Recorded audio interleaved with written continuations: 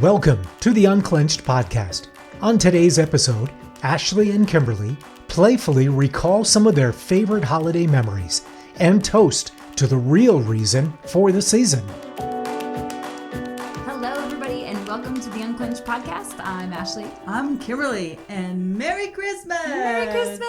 And if you want to be super PC, happy holidays. Happy Hanukkah! And happy Boxing Day. Have you heard of this? Yeah, tell us all about the Boxing Day. That's pretty cool. I don't know a ton. I just know a little part? It's like, I think it's like the day after Christmas, and certain countries like make these cute little boxes of goodies and put them out on their doorstep for different people who serve them, like the postman, I believe. Right, the postman, the milkman, anybody who delivers anything to their home. Yeah.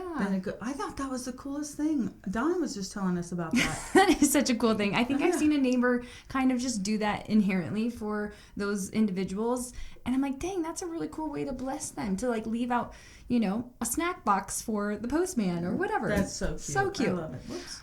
Oh dear, happy holidays. You sing it, I'm in the girlfriend. mood. She's got a mic, so she's going to sing. This is like my dream come true. When I was a young kid, I was like, I'm going to be a professional singer. Missed that boat.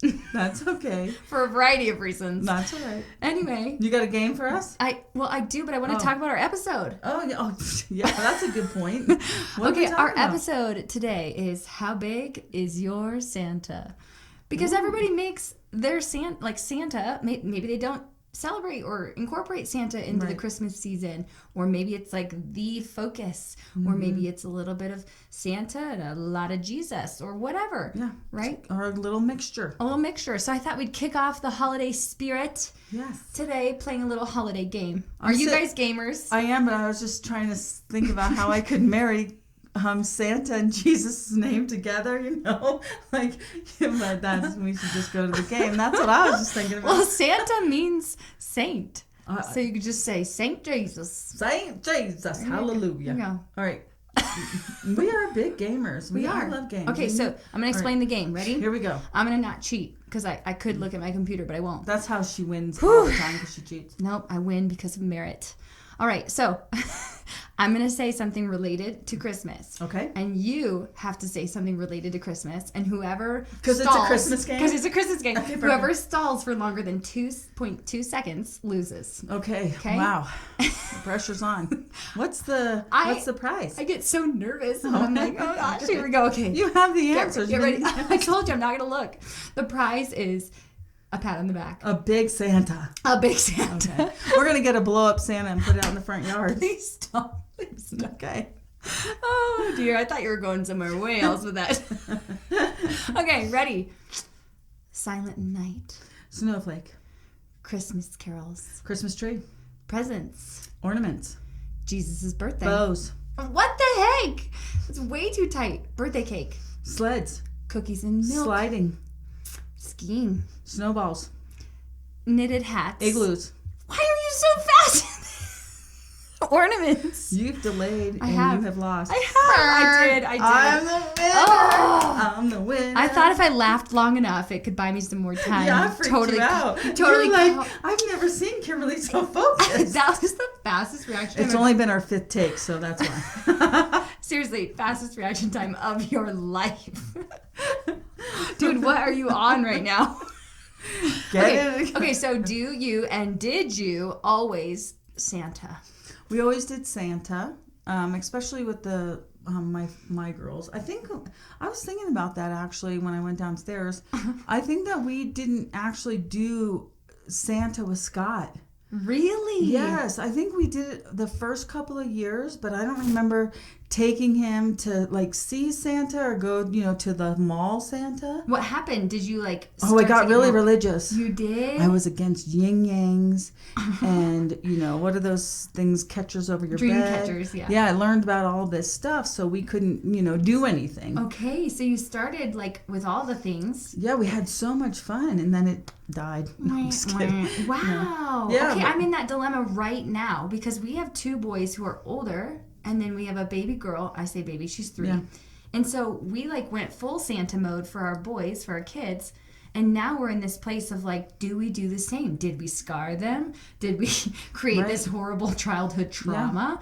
And so these conversations are like front and center right now in our household. We didn't do any of them with Scotty, just thinking about it. Like, we didn't do the Easter Bunny, and I mean, we celebrated the stuff, but we didn't have the magical characters. And actually, as I was thinking about it, it took a lot of stress off of us, because we didn't have to have like, oh, Santa did this and he came and all, and perpetuate the lie. Right. And I remember one year, just recently with my granddaughter, we were all together opening presents and everything, and at the end, she is so upset and she's crying, and I'm like, sweetie, what's the matter? And she goes, Santa didn't even bring me a present. Because there was nobody remembered to put from Santa. And I'm like, yes, that one gift was from Santa. It wasn't from me. So it was very like, oh my gosh, what's happening? So you recovered it. Yeah, totally recovered. Saved the day.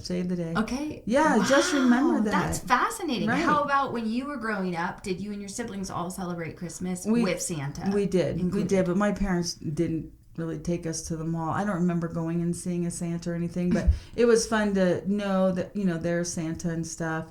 We did all of the Christmas things. We did the whole church thing.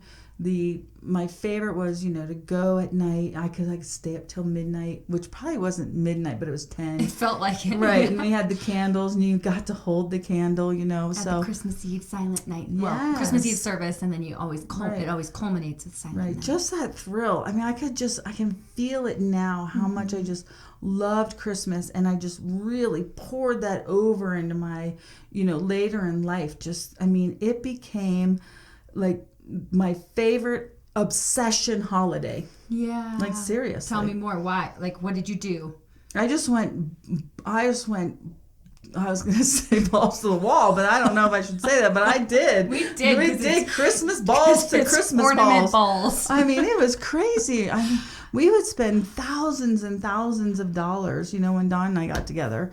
And we would have these huge Christmas escapades, and we would get up in the morning and all of the kids would be there, and we had visitation. So we would have my two always, and then the two one from Don's previous marriage and one from my previous marriage, then those two would come, and then we'd all be together. Aww. But it turned into this, like, every Christmas we had the same breakfast, and we did all the same things, and everybody got their gift and passed it around and opened it, and then we would eat, and then we would do the gifts again, and then we would do the games, and it ended up, as they became teenagers, that it was 6 to 10 hours of all of this craziness. That is insane. Yeah. I don't think I've ever heard of somebody doing Christmas the way you have. Yeah, the way you and Don have. Yeah, and then my kids picked it up. Once you establish like a precedence, then it's like you got to live up to that, right? This is why with every tradition year round, I'm always very careful.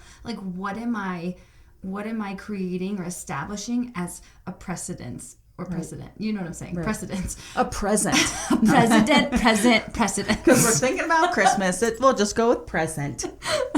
No, what am I establishing? Because then I have to keep doing it. So to your point with like the Tooth Fairy or the Easter Bunny or all the things, in not doing that for your youngest, it was like a weight lifted off is what it felt like, right? It was, but I still always did bigger and better every year. I mean, I got to get bigger and I got to get better and bigger and better. It really got to be pretty obnoxious, actually. And finally, a family member came to visit and felt it was very obnoxious and came down the stairs and started kicking the gifts. So if they're just this, numerous, I'm just going to use them. Started kicking them around. I'm like, I think that might be your gift that you're kicking. Wow. Yeah. Wow. Okay, and then now, as you have adult kids, have you pulled back a little bit? And has there been like any tension there with it not being the same? Oh yeah, level? totally. Pull back. Well, through the years, as they all left, then it did. Yeah. And then we went on a budget and we became, I matured and then was really realizing that I'd rather go on vacation than buy them presents. True story. But we always incorporated our faith. There was always Jesus all the time. Yeah. I mean, probably nauseating points in their lives because there was an ebb and flow. I think what happened was life was an ebb and flow with our faith. We were super religious, Yeah. super, we're not going to do any of these things. And then, then you lighten up and you're like, oh, we're going to do it again. And no matter what, nobody seemed to be too affected by us not being so religious. Once we weren't so religious, the kids seemed to actually thrive a little bit more. I was going to say, it's weird. Probably a little happier. Like, okay, we don't have to be in fear all the time about every little thing, right? How about you guys? What did you do? My Christmas, what was your, Christmas experience, I grew up in more of a secular home, and so we definitely did Santa. Like, that was the focus. That's what I knew Christmas to be about, other than we'd go to like a Christmas Eve service. So that was consistent.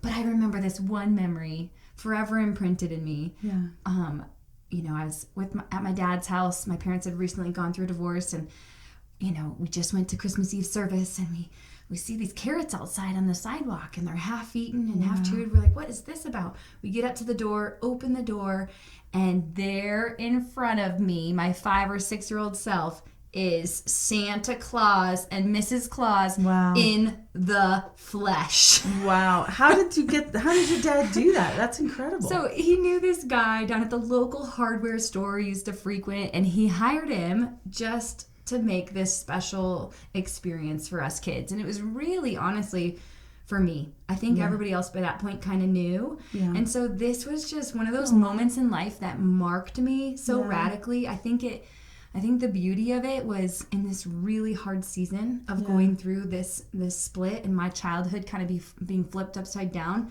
There was this like redemption and this ability to hang on to my childhood through this experience. Yeah. And it was beautiful. I can even remember like picking up the phone. It might make me emotional. Picking up the phone and calling my mom from my dad's house just to tell her that Santa had come. And it's so silly to be crying over that, but it's like this beautiful treasured memory I have. And Kimberly. How long did you believe in Santa from that point on? I remember being on the bus ride. I'm quite the debater, okay? Or challenger. You are? Really? Huh? Okay. I was on the bus and people would be like, I just said on the bus ride, but you got what I'm saying. Yeah, going to and fro to school. Yeah, I was on the bus and kids would be like, do you know that Santa's not even real? And I'd be like, yes, he is. And I would defend it to the extreme because I had told them I saw. Yeah. So it was cute. So you were like, you told me 12. You believed in Santa until you were 12? Yeah, until I was in sixth grade. That's so cute. Radical. That's so sweet, though. It is so sweet. It is. How did you discover that Santa, as we know it, in our childhood, wasn't real? Yeah. I just, like most kids, just begged my parents to tell me. I think I was like 8. And so my mom was like, are you sure you really want to know the truth? I mean, she was trying to talk me out of it. And I said, yes, just tell me, please. Yeah. And she told me that they were Santa.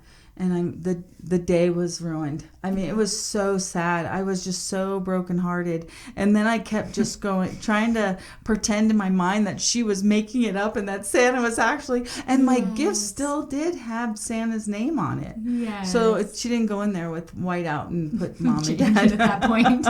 No. It can be a really traumatic experience for kids. Mm-hmm. And so it's good to be mindful of, right? I don't think anybody wants to deliberately lie to their children. Yeah. But it is about I think that's really interesting that, like you said, the lying, because tell me. Well, just I don't know if is it lying to your kids about having this fun time. It's just a generational thing that we've passed on, and it's a great time. And I mean, I see people lying about all kinds of stuff to their kids, and they're going to pick on, oh, I don't want to lie to my kids about Santa. And I'm like, well, then stop lying about having wine in your teacup. True story. Yeah. How's that for some good little truth speaking? Okay, I love it. I talked to your boys tonight, and I'm like, hey, when did you guys find out there was no Santa? Well, first I'm going to tell their last Christmas before they discovered. Okay, tell us. Okay, that's super cute. Because my childhood experience was so significant for me. Mm-hmm. They started asking all the questions. Well, it goes with that. Yeah. And they started asking all the questions to see, like, or kind of trying to piece it all together. They're starting to figure out this doesn't all add up, Mom. Okay? Right. And so I'm like, okay, we're going to go all out this year. They'd been asking to sleep on the couches for like months and catch Santa. Yeah. But it's laughable because I knew they were like half terrified to even like think of the idea of some old man coming into our house in the middle of the night. I mean, if you think it... Coming through the fireplace, that's fake. Yes, it's just ridiculous. It's a little absurd. So I say, okay, guys, here it is. You can sleep on the couch tonight. They're prepping all the things. They're like, do we really want to do this? Do we not? And they write these letters, and I come down. Well, I take a picture of them before they go to bed. Oh, you're going to tell how yeah. you did it? Okay, when they fall asleep, I take their picture, okay? And then I pull up. I didn't have to hire a Santa at the local hardware store. I just pulled up an app where you can insert Santa into your picture. That is so cool. On your phone, there is an app that you can do that. I'm getting excited. There's all these apps these days. So I put Santa in there right next to the boys, and the next day I'm like, you guys are not going to believe what happened. I walked down in the middle of the night, and I caught Santa. I got his picture. Look, you guys. And they freaked out. It was the best thing ever. And they go, Mom, this is the best Christmas ever. Yeah. Right? And so it was just such a sweet moment for them. And then you crush their dreams the next day. A couple days later. We'll talk about that maybe a little bit later. How do you break the news? But truly, my kids know what Christmas is all about. Christmas is about Jesus, his birth, his radical coming, like willingness to come down from heaven and lower himself, come as a man in the flesh, right? Yeah. And come to be with us, to redeem us, to restore us back to him. But he came as a baby. He came as a baby. As a man. That's right. Okay, but thanks. I just wanted to clarify that because you're like, he came as a man. I was like, wait, no. But Kimberly prefers the teeny tiny baby Jesus. Wearing his little tuxedo. I love the baby Jesus in the manger wearing his baby tuxedo. Yes. I've never heard the baby tuxedo, but okay. It's from Talladega Nights. But seriously, now as a believer, obviously the focus is on Jesus. We talk about it being, when our culture celebrates the birth of Jesus. Right. If you want to get all historical, you can try and dig into, is it September, October? Is it Feast of Sukkot? Or Feast of Tabernacles or Sukkot? Mm-hmm. Is it this, that, and the other? And ultimately, we know that his birth was written about for a reason. Right. It's radically important. And does it really matter at the end of the day? Okay. Yeah. Does it matter what day he was born? I mean, really, the fact is that Jesus chose to come, and he came as a baby to the Virgin Mary, and I don't think it matters that we know the exact day. Right. I think it's just really obviously it was very important for the people who witnessed his birth, the three wise men, the magi, all the things, the star there to be an indicator. There were all these prophetic signs that pointed to this is the Christ. This is the Messiah. Yes. You can't deny it, right? So that was so important for all of them to piece together. Yeah. But for us, we already have that awareness and that understanding. So we can celebrate Jesus every day of our lives. Yes. Right? But it is so much fun. I think about that too. It's like the wise men brought Jesus presents, and they were all dressed up, and Jesus was in this dirty, dingy manger and with smelly animals. I can't even imagine what that was like for Mary. Dang, that was a rough birth. So I know, right? Seriously, I know. But they knew to come and to bless him with their gifts. Yeah. And to present gifts to him. There's all different kinds of analogies of what those gifts were and why, and it's a beautiful story. Yeah. But I think that's where the gift giving comes from, to blessing each other and saying, hey, you're worthy of me blessing you with this gift. I mean, you don't have to be a psycho person like I was, but just it is saying that you're important to me, that I want to give you a gift.